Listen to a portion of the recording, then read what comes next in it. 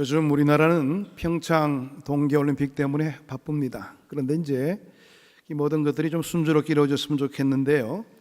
또 정치적인 문제까지 이렇게 복잡하게 얽혀서 어떻게 진행될까 참 우려의 그런 생각을 많이 가질 때가 있습니다.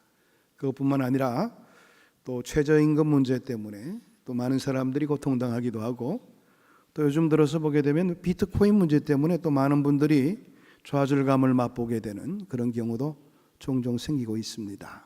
참 어려운 시기를 맞이하고 있는 이때에 글쎄요, 총체적인 난국이라 이렇게 많은 분들이 이야기하시는 분도 계시는데, 더욱더 이 어려움의 시험의 과정들을 잘 견뎌내야 될 것이고, 그 가운데서 우리의 본분들을 잃지 않도록 노력하는 또 그리스도인들의 참된 모습들이 필요한 시기가 바로 지금이 아닌가 생각을 해볼 수가 있습니다.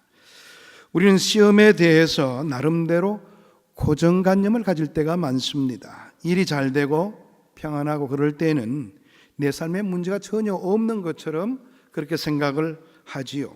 반대로 어려운 일을 당하게 되면 병들고 또 사업에 실패하게 되거나 배신당하고 직장에서도 퇴출당하기도 하고, 그런 어려운 문제에 봉착하게 되면 시험에 빠졌다 이렇게 많이 어려움을 토로할 때를 볼 수가 있게 됩니다. 근데 여기에 문제가 있는 것 아닌가 저는 생각을 해보았습니다.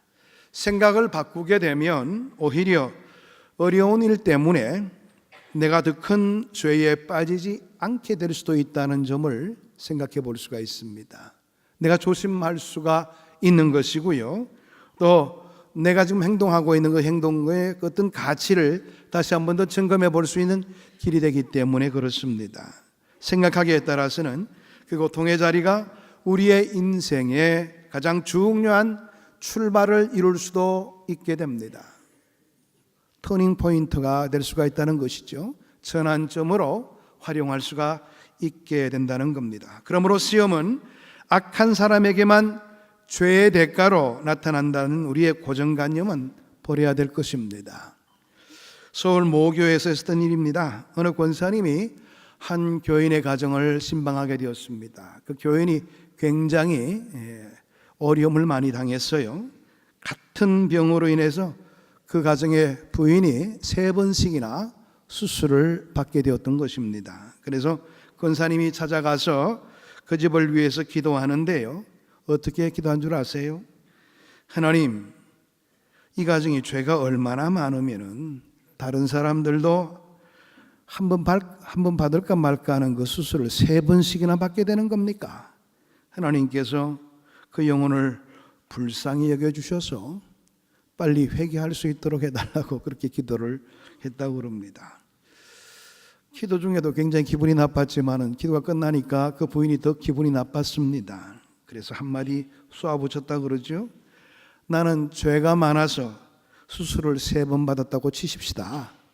당신은 무슨 죄가 많아서 어떻게 자식을 한 명도 보지를 못해서 남의 가문에 대를 끊게 만드는 거요. 이렇게 이야기를 했다고 그래요. 예. 자기 주관 하에서 바라보게 되면 이런 오판의 모습을 보이기도 하죠. 신앙생활하게 될 때 참 우리가 주의해야 될 부분이 많이 있다는 것을 생각을 해볼 수가 있게 되는 것입니다. 혹이라도 누가 어려운 일을 당했을 때에 그거 시험 당했다 이렇게 하지 말라는 거예요. 죄 때문이다 이렇게 해서는 안 된다는 사실입니다. 욥기는 의인이 당하는 시험에 대한 부분들을 이야기합니다. 의인도 역시 시험을 당할 수가 있다는 것이죠.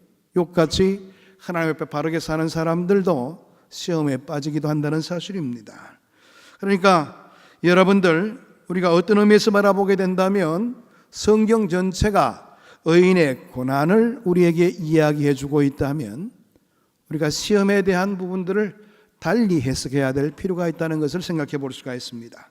그러므로 시험 당했다고 해서 그가 죄인이라는 그런 생각을 가져서는 안 될 것이고요, 또한 일이 잘 되어 간다고 해서 그 양반은 참으로 바르게 살았기 때문에 의에 대한 보상으로 그 사람이 잘 된다 이런 관념도 가질 필요는 없는 것입니다. 어느 누구에게도 시험은 있기 마련입니다. 그러니까 우리의 생각을 바꿀 수 있는 그런 모습이 필요한 것이지요. 성공이 얼마나 좋은 일입니까? 그러나 그 성공이 시험이 되는 때도 있습니다. 너무너무 잘 되다 보니까 자기의 삶을 추스리지를 못하는 거예요. 내가 잘하고 있다 이렇게 생각했는데 나중에 지나가서 보니까 내가 한 일들이 전부 죄밖에 없더라는 거죠. 그때 나중에 후회해봐서 무슨 소용이 있겠어요. 그러니까 잘 된다고 해서 내가 뭔가 잘하고 있다고 이런 착각을 버려야 된다는 거예요. 끊임없이 우리 자신을 돌아보고 하나님의 말씀 앞에서 비추어 볼 수 있는 그런 우리의 삶의 태도가 필요하다는 것을 생각해 볼 수가 있습니다. 건강이 다 복인 줄 아시죠? 그런데 건강해서 오히려 신앙생활을 등한히 하고 있다면, 그 좋은 건강 가지고 놀러 다니고 누리려고 한다면 그건 역시 좋은 결과를 낳을 수가 없는 것이지요. 오히려 건강이 자기에게는 치명적인 어려움을 낳을 수도 있다는 사실입니다. 그러니까 우리에게 허락되어지는 재능도 마찬가지죠. 한 번은 일간신문에 크게 한번 난 적이 있더라고요. 이게 뭐냐니까 한 사람이 죄를 저질렀는데 아주 교묘한 죄를 저질렀어요. 근데 그 양반이 IQ가 160이라고요. 천재지요. 그 천재의 그 놀라운 머리를 가지고 나쁜 일 하는 데 쓰니까 아주 그냥 많은 사람들이 지탄에 맞지 않는 그런 흉측한 사람이 되고 말더라고요. 그 신문에 그 큰 타이틀이 뭐냐니까 머리가 좋은 게 문제였다 이렇게 나오는 거예요. 여러분, 그렇습니다. 머리 회전이 잘 돌아가니까 더 많이 죄를 저지르는 거예요. 우리가 생각할 때는 저 양반은 정말 하나님의 큰 축복을 받은 모양이다. 머리가 저렇게 좋으니 그렇게 이야기하지만 그 좋은 머리 가지고도 나쁘게 활용하게 되면 오히려 많은 사람들에게 어려움을 줄 수 있고 또 많은 사람들에게 지탄에 맞지 않는 그런 일을 벌일 수도 있다는 겁니다. 그럼 우리가 우리에게 허락되어진 삶의 자리에서 바르게 살아가는 것이 얼마나 중요한 것인가를 다시 한 번 더 생각해 볼 수가 있죠. 모든 사람에게 어떤 경우에든지 무엇이든지 시험이 될 수가 있다는 점입니다. 우리가 특별히 생각해 볼 수 있는 부분의 문제들도요, 예수님도 시험을 당하셨다는 건 여러분들 유념하시기를 바랍니다. 죄 없으신 예수님도 시험을 당하셨습니다. 그것도 40일 금식 기도 후에 시험을 당하셨습니다. 우리가 생각할 때는 기도 열심히 하게 되면 시험 당하지 않을 것 같죠? 그런데 주님께서 바라보게 되니까 주님께서 살아가신 그 삶의 여정을 보게 되면 이 40일 금식 기도를 끝내고 나서 오히려 사탄에게 미혹당하는 그런 부분이 언급되고 있죠. 그것은 주님께서 연약하기 때문에 그렇게 하셨다는 것이 아니고요, 우리 모든 인간들은 시험당할 수밖에 없다는 것을 보여주시기 위한 하나의 중요한 신뢰라, 그렇게 이야기해 볼 수가 있는 것이지요. 그러므로 시험에 있어서 완충지대는 없습니다. 시험은 어디에나 누구에게나 있다는 사실을 명심해야 될 것입니다. 문제는 그 시험 자체로 끝을 내느냐 아니면은 시련으로 여겨서 유익으로 삼느냐, 여기에 우리의 삶의 반응이 있다는 것입니다. 똑같은 사건인데도 그것을 감당하는 사람에 따라서 시험이 될 수도 있고 시련이 될 수도 있습니다. 그래서 성경은 사탄이 주는 유혹과 하나님이 주시는 시련을 똑같이 시험이라, 테스트라 이렇게 표현하고 있는 겁니다. 유혹과 시련, 어떻게 보면 유혹은 사탄이 주는 것 아니겠어요? 그래요.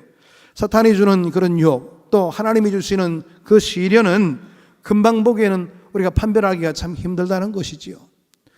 때로는 유혹받다가도 잘 인내함으로 통해서 그것을 시련의 과정으로 삼아서 하나님 앞에 올바르게 서는 사람이 있는 반면에 열심히 시련 감당하다가 미혹받아서 오히려 실족하게 되는 경우도 없지 않아 생길 수가 있다는 사실입니다. 그러므로 시험에 대한 나의 대처 방법을 어떻게 대처하고 있는가에 따라서 우리의 신앙생활의 결과는 달라질 수가 있다는 사실입니다. 시험은 항상 우리에게 부담만 주는 것이 아니라 때로는 우리에게 유익을 주기도 합니다. 시험을 통해서 우리는 모르는 것을 알게 될 때가 있죠. 나 자신을 깨닫게 되고 하나님을 깨닫게 되고 이웃의 고마움도 알게 되는 그런 경우도 있습니다. 그리고 내가 못하는 것을 하나님께서는 시험을 통해서 할 수 있도록 만드는 경우도 있습니다. 내가 끊지 못하는 것을 하나님이 끊게 만드시는 경우도 있습니다. 내가 버리지 못하는 것을 버릴 수 있도록 만드는 과정이 시험의 과정으로 통해서 나타나기도 합니다. 선과 의를 지향하지 못할 때 하나님께서는 시험을 통해서 나를 그 선의 길로, 의의 길로 강권적으로 갈 수 있도록 만드시는 경우도 있습니다. 그렇게 함으로 하나님께서는 당신의 뜻을 이루게 되는 것이지요. 이것이 바로 시험입니다. 시험은 우리 자체의 목적이 있는 것이 아니라 시험의 자리는 하나님의 영광을 드러내는 데 초점에 있다는 것을 우리가 알아야 되는 겁니다. 그래서 시험을 우리가 회피하며 나가는 것 자체가 오히려 나에게는 마이너스 요인이 될 수가 있어요. 왜? 나를 통해서 하나님께서 뭔가를 바라시고 계시고 나를 통해서 뭔가를 계획하고 계시다는 하나의 증거가 될 수가 있기 때문에 그렇습니다. 여기서 우리가 생각해야 될 것은 그 깊은 뜻을 깨닫지를 못하고 현재 상태만 바라보면서 고민하고 의심하게 된다는 그런 우리의 반응들이 있기 때문에 그런 것입니다. 하나님은 여기에서 깊은 믿음을 요구하십니다. 시험의 자리는 우리에게 믿음을 요구하시는 자리라는 것을 아시길 바랍니다. 야고보서 1장 2절에서 4절까지의 말씀을 보게 되면 이런 기록이 있습니다. 내 형제들아 너희가 여러 가지 시험을 당하거든 온전히 기쁘게 여기라. 이는 너희의 믿음의 시련이 인내를 만들어내는 줄 너희가 알미라. 인내를 온전히 이루라. 이는 너희로 온전하고 고비하여 조금도 부족함이 없게 하려 함이라. 오늘 이 내용의 말씀을 보게 되니까 바로 시험의 과정은 우리를 더욱더 온전한 사람으로 나아갈 수 있도록 만드는 중요한 역할을 감당한다. 그렇게 우리에게 이야기하고 있습니다. 조금도 부족함이 없게 완전한 인격과 믿음에 도달할 수 있도록 우리를 이끌고 있다는 사실입니다. 그래서 야고보는 시험을 만나거든 그 앞에 있는 하나님의 약속을 바라보면서 믿고 기뻐하라 이렇게 고민하고 있는 겁니다. 내용의 골자는 바로 여기 있는 것이지요. 야고보서 1장 3절의 말씀에서 너희 믿음의 시련이 이렇게 이야기되고 있죠. 이 초점은요 믿음에 있는 것이에요. 믿음의 시련, 믿음을 시험하는 거라는 그 말입니다. 믿음을 강하게 하는 과정 속에서 우리에게 시험을 허락하실 때가 있다는 겁니다. 믿음을 온전케 하는 데 시험의 주제가 있다는 것을 우리가 먼저 생각을 하는 것이 시험에 대응하는 그런 자세가 될 수가 있다는 사실입니다. 그러면 여러분, 시험에 임하는 자세가 중요한데요, 우리가 어떤 모습을 가지는 것이 바른 태도일까요? 성경에서 모든 시험이 겨냥하는 방향이 있습니다. 1차적으로는 겸손입니다. 하나님은 교만한 자를 물리치시고 겸손한 자에게 은혜를 허락하시지요. 겸손해야 깨달을 수가 있게 됩니다. 겸손해야 진실할 수가 있고 겸손해야 하나님의 은혜 앞에 은혜의 사람으로 나아설 수가 있게 되는 것입니다. 그러므로 하나님께서는 어떤 방법으로든지 나를 겸손하게 만든다고 할 때 우리는 이것을 아파해서는 안 되는 겁니다. 여러분, 시련의 자리가 힘들죠. 때로는요 내 자존심을 내어놓아야 되는 그런 자리가 있기도 합니다. 그러나 그것을 그냥 어려움의 과정이라고 해서 회피하려 든다면 나는 겸손을 배울 수 있는 그 기회를 다 놓쳐버릴 수밖에 없는 것입니다. 그 고통의 자리가 근본적으로 나에게 복이 될 수도 있다는 사실이에요. 하나님은 시험을 통해서 나를 겸손하게 만들므로 하나님의 더욱더 큰 은혜의 자리에 쓰임받을 수 있도록 우리를 인도하신다는 사실입니다. 그러므로 나는 오직 겸손한 마음으로 이 시험에 대처하면 되는 것입니다.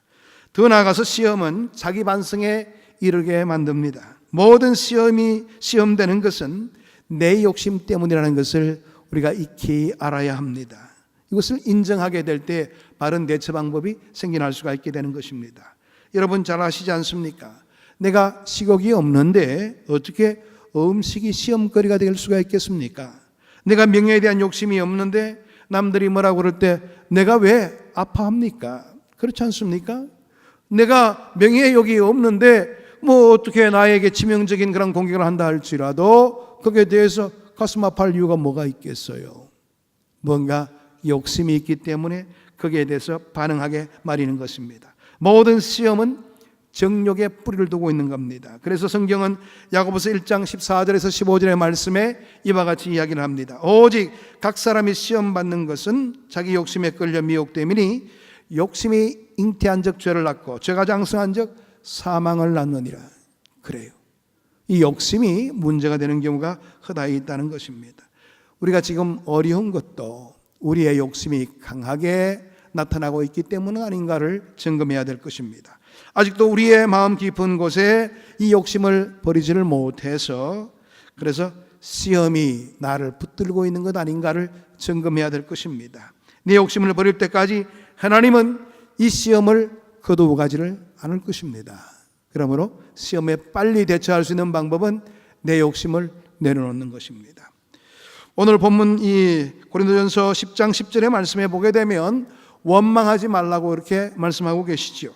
이스라엘 사람들이 애굽에 나와서 광야에서 생활하는 동안에 그들은 원망만 계속 해댔습니다. 도대체 현실을 냉철하게 바라보게 된다면 원망할 만한 요인들이 없죠. 왜? 하나님이 그들을 구해 주셨고 그 430년의 노예 생활을 끝낼 수 있도록 만들어 주셨습니다. 그뿐만 아니라 광야 생활을 하게 될 때에 만나로 매출하기로 그들의 배를 다 충족하게 채워 주셨고요. 목마를 때는 또 물로 허락해 주셔서 생수로 통해서 그들이 마음껏 먹을 수 있도록 인도해 주셨습니다. 물론 광야 생활에 불편함은 있었겠지만은 그러나 적어도 원망할 정도는 되지 않았습니다. 근데 그들은 원망했던 겁니다. 그 원망의 이유가 어떤 것인 줄 아십니까? 민수기 11장 5절에서 8절의 말씀 보게 되면 우리가 애굽에 있을 때에는 값없이 생선과 오이와 참외와 부추와 파와 마늘을 먹었는 것이 생각나거늘 이제는 우리 기력이 다하여 이 만나 외에는 보이는 것이 아무것도 없도다 하니 그들은요 지금 향신료 이런 것들이 부족해서 과일을 못 먹어서 생선을 못 먹어서 기분 나쁘다는 거예요. 그래서 원망하고 있는 겁니다. 여러분 광야에 살면서 왜 그렇게 잔소리가 많은 거예요? 이 잔소리에 불과한 것이죠. 하나님을 원망하는데 이게 바로 시험에 빠진 증거가 되었다는 거예요. 비록 현실은 어렵지만은 하나님이 함께하고 계신다면 우리의 삶을 이제는 다 총체적으로 정리하게 될 때가 분명히 있을 거라 하나님께서 반드시 우리를 하나님의 약속한 가나안 땅으로 들이게 될 때는 이 모든 문제를 충족하게 해결해 주실 거야. 확고한 믿음을 붙들고 있으면 좋을 것 같은데 그 사이를 참지를 못하고 원망을 해댔던 것입니다. 믿음이 흔들렸기 때문에 하나님을 원망하게 된 것입니다. 이것이 바로 시험에 빠진 것입니다. 그리고 고린도전서 10장 11절에서 그 원망의 결과로 일어난 일들이 본보기가 되었다. 그렇게 이야기하고 있죠. 그 결과로 어떤 일이 일어났습니까? 여호수아와 칼렙을 제외하고서는 다 광야에서 죽음을 맞이해야 됐습니다. 그 수많은 사람들 장정만 60만이었습니다. 그 당시 나오게 될 때요. 그러니까 그 당시에 나오게 되는 인원들을 쭉 점검해 보면요, 여자들 합하여서 또 노인들 그 다음에 아이들까지 합하면 300만 이상이 되지 않았을까 보는데 그 수많은 사람들이 20세 이하를 제외하고서는 다 광야에서 죽음을 맞이하게 되었습니다. 그 원인이 어디 있느냐? 그들이 날마다 원망했다는 거예요. 시련을 참지를 못하고 그 광야의 생활을 인내하지를 못한 그 연고로 그들은 광야에서 죽음을 맞이하게 된 겁니다. 우린 역사를 읽을 줄 알아야 됩니다. 성경의 역사를 보면서 무엇이 시험이요, 무엇이 승리요, 무엇이 살 길인지를 분명히 읽을 줄 아는 그런 지혜로움이 있어야 되는 겁니다. 다른 사람들이 무너지는 것을 보았으면 나는 가지 말아야겠지요. 바로 읽을 줄 알고 바로 깨달을 줄 아는 그런 우리의 모습들이 필요함을 다시 한 번 더 인지해 볼 수가 있습니다. 그래서 오늘 성경 말씀은 그렇게 이야기하고 있죠. 본문 12절의 말씀 보게 되면 그런즉 선줄로 생각하는 사람은 넘어질까 조심하라. 우리가 신앙생활 좀 한다고 할 때에 시험에 드는 경우가 많습니다. 그러니까 항상 경성하여 끼어있고 주의 말씀에 창념하여 살아가는 우리의 모습들이 있어야 된다는 것입니다. 스스로 섰다고 교만하게 될 때에 무너질 날이 곧 생겨나게 되는 겁니다. 하나님께서 힘을 주셔야 되고 피할 길을 열어주셔야 되는 것입니다. 하나님께서는 우리의 믿음을 통해서 피할 길을 허락하시고 또 감당할 수 있는 용기와 지혜를 주신다고 성경은 우리에게 말하고 있는 겁니다. 그래서 우리는 아무도 원망해서는 안 되는 거예요. 하나님은 언제나 우리에게 피할 길을 주신다는 사실을 꼭 붙드시고 시련을 은혜와 사랑으로 받아들일 수 있게 되기를 바랍니다. 어떤 시련이든지 이것은 내게 필요한 것이다, 유익한 것이다, 이런 마음을 가지세요. 그리고 이것을 통해서 하나님이 나를 보다 높은 신앙의 길로 인도하신다는 그런 믿음을 가지시기를 바랍니다. 여기에 그 시험의 터널을 통과할 수 있는 그런 힘이 생겨날 수가 있게 되는 겁니다. 여러분, 예수님께서 십자가에 달리시기 전날 제자들과 함께 겟세마네 동산을 오르시게 되었습니다. 함께 기도하기를 원했었습니다. 그런데 같이 기도하기를 원했던 그 세 제자들이요, 그걸 참지를 못하고 너무 피곤해서 계속 자게 됩니다. 주님께서 3번씩이나 와서 그들을 깨웠습니다. 그러나 그들은 잠에서 깨어나지를 못했지요. 그 중에 한 사람이 수제자인 베드로였습니다. 그 수제자인 베드로가 나중에 어떻게 됐습니까? 주님을 3번씩이나 부인하는 그런 모습을 보였지요. 여러분, 결국 이 베드로는요, 저주까지 하면서 그 자리에 도망가는 그런 아주 비굴한 모습을 보이기까지 했습니다. 여러분, 한번 생각해 보시기를 바랍니다. 예수님께서 깨어서 기도하라 이렇게 명했을 때 베드로가 깨어서 기도했다면, 그리고 주님처럼 피땀을 흘리기까지 뜨거운 마음으로 기도했다면 어떻게 되었을 것 같습니까? 아마 여러분들은 베드로는 오히려 잘 됐고 모든 부분에 있어서 피할 길을 갖게 되었다 이렇게 생각하겠죠? 그러나 저는 그렇게 안 봅니다. 이 베드로는 오히려 당당하게 주님과 함께 십자가를 졌을 것입니다. 그리고 비굴한 모습 보이지 않았을 거예요. 기도의 결과는 시험에 대처하는 데 있어서 내 방법을 선택하는 것이 아니라 하나님의 방법을 선택토록 만드는 중요한 요건이 되는 겁니다. 여러분, 그렇습니다. 우리가 이 어려운 시기에서 깨어서 기도하면 우리의 삶이 어떻게 전개되어 나갈 것 같습니까? 모든 일이 만사형통으로 바뀌어질 것 같습니까? 그게 아닙니다. 우리는 이 깊은 뜻을 알아야 될 필요가 있는 것입니다.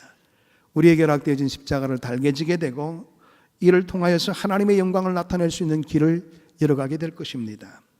여러분, 다니엘 3장의 말씀을 보게 되면 다니엘의 세 친구 사드락과 메삭과 아벳노고가 그 당시에 느부갓네살 왕의 요청을 거부했지요. 신상 앞에서 절을 하기를 다 종용했고 아예 그냥 칙령을 내렸습니다. 그런데도 그들은 절을 하지 않았습니다. 이 일로 인해서 결국에는 왕 앞에 잡혀오게 되지요. 왕은 그들을 아꼈기 때문에 다시 한 번 더 기회를 줍니다. 다시 한 번 더 기회를 줄 터이니 네가 이 음악이 울리게 되면 절을 해라. 그러면 다 용서해 주마. 그런데 사드락과 메삭과 아벳노고는 뭐라고 이야기합니까? 우리는 그럴 일도 없거니와 당신이 이 일로 인해서 우리를 풀무불 속에 던진다 할지라도 우리는 오히려 보호함을 얻게 될 것입니다. 하나님이 구해 주실 것입니다.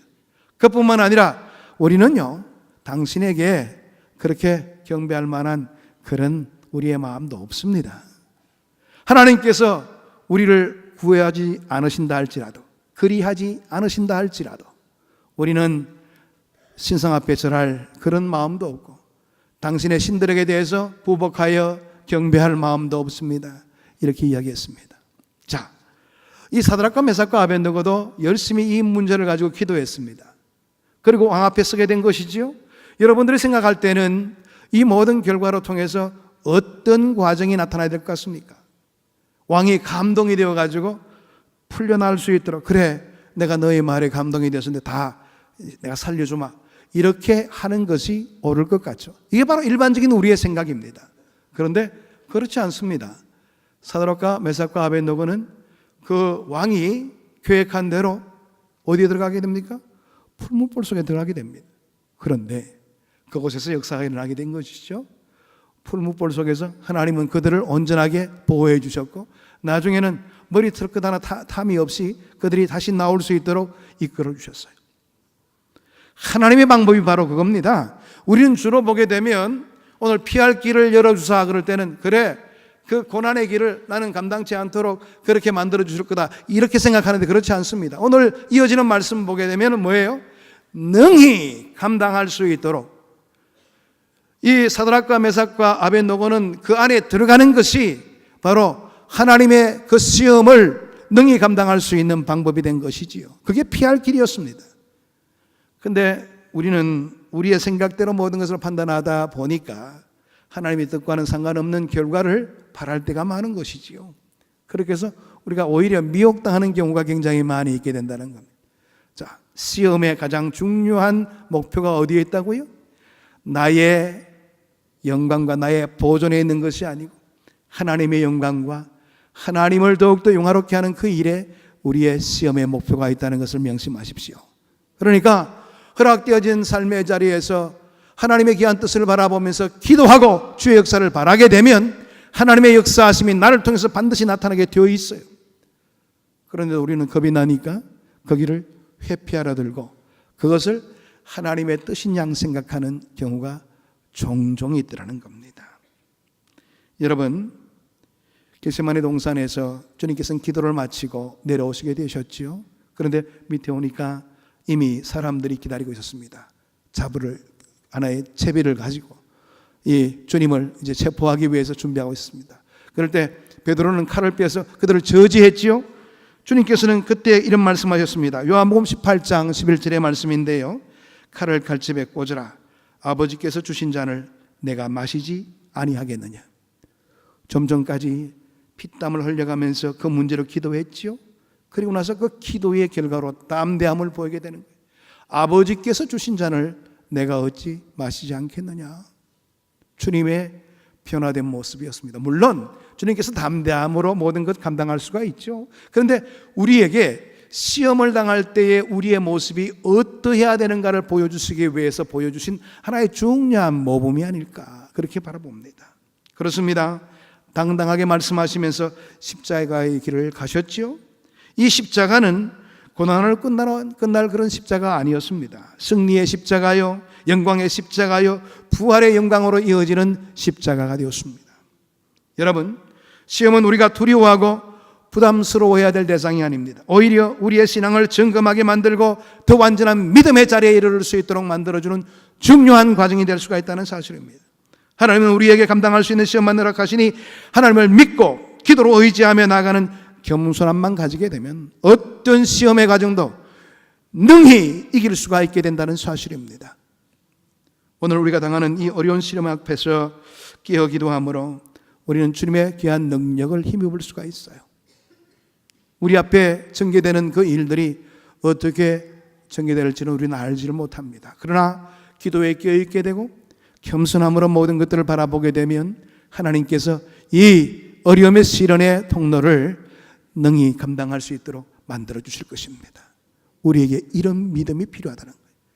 우리가 그 과정을 끝내고 나면 우리의 믿음이 확 성장해 있는 것을 체험할 수가 있어요.